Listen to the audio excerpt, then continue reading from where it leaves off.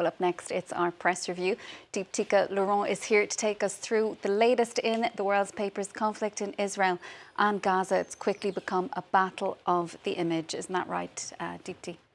That's right. The Daily Telegraph, the British newspaper, today runs this front page. It has actually reprinted a message from the social media post of an Israeli ministry, the foreign ministry, yesterday, publishing photos purporting to show children mutilated and killed during last weekend's Hamas attacks. On its website, the Telegraph said that it was choosing to publish the photos, but that it was leaving the decision up to readers over whether they wanted to see those pictures or not.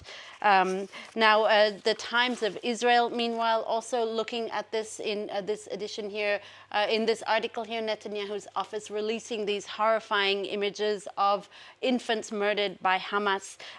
This picture here that you see is the blood-stained bed of one such child victim, but some of the other pictures in this article are even more graphic, even more horrific to witness. The photos shared by Israel's government, so I quote the Times of Israel, so that the world will see a fraction of the horrors carried out by Hamas. Now, there is an interesting analysis piece in the Jerusalem Post today, the conservative daily, in its edition here, talking about the need to show Hamas's brutality. It says in that article there, the writer explaining that it's not really to convince Israelis of the necessity of retaliating, rather publishing graphic photos of the victims of the horrors of Hamas's attack last weekend, as painful as it may be, is, so I quote, so that people won't preach proportionality to Israel's response, because the paper adds the images will help understand why Israel needs to respond with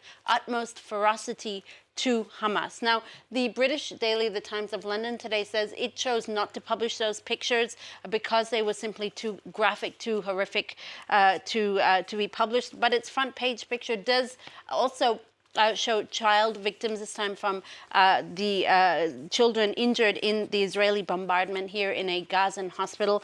The Emirati paper, The National, also going with a child victim from Gaza. This 8-year-old girl was injured in Israeli bombing of Gaza. The paper also quoting a medic in Gaza who says he's never witnessed such a flooding of injured people in all of Gaza's conflicts.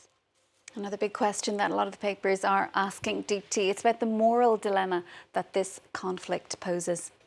Well, indeed, it is a question that both the Israeli and international papers are looking at today, are discussing. This is, once again, from the Jerusalem Post.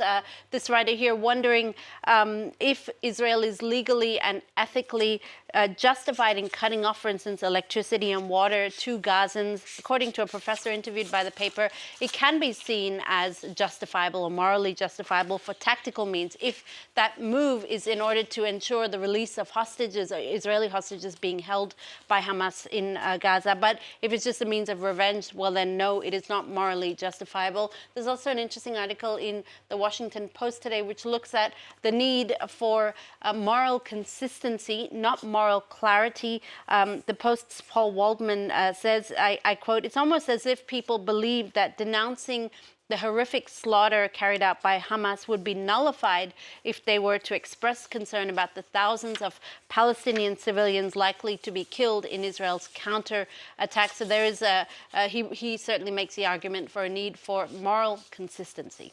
Moving on now, Deepti, to the ongoing political turmoil in the US House of Representatives. Steve Scalise withdrawing his name from contention as House Speaker. Tell us about the reaction to that. Well, as Vox explains in this article here, Sharon, for a brief moment, Republicans hoped that their party's nomination of Steve Scalise would help mend their bitter inter-party divisions, but it all came to a halt on Tuesday when he pulled his name out after a, quote, humiliating 24 hours in which he was unable to secure the support needed for his bid to go through. Now, the Washington Post says the failure of the Republican Party to get behind the Speaker has once again exposed the party's deep divisions. but also its inability to govern. And it comes at a perilous time for U.S. politics without a House Speaker, as has been the case since the ousting of Kevin McCarthy last week.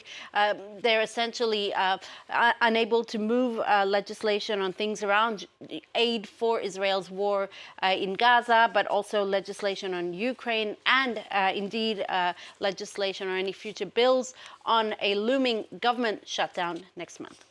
Finally then, we turn to the Rugby World Cup. 4 quarter-final games at this weekend, some of the bigger ones tomorrow on Saturday, including Ireland. That's right. Sunday, actually. England, Fiji, Wales, Argentina on Saturday. The friendly banter has already begun in the papers. You have this from the Scottish Daily Mail. The Fijians hoping, or at least saying they hope to pull off one of what could be one of the biggest upsets in the World Cup by eliminating England. But it is, of course, Sunday's games that everyone is really keeping an eye on. You have France, South Africa, Ireland, New Zealand. Coach Fabien Galtier, the French coach, was in the French side that lost to South Africa in the semi-finals in 1995.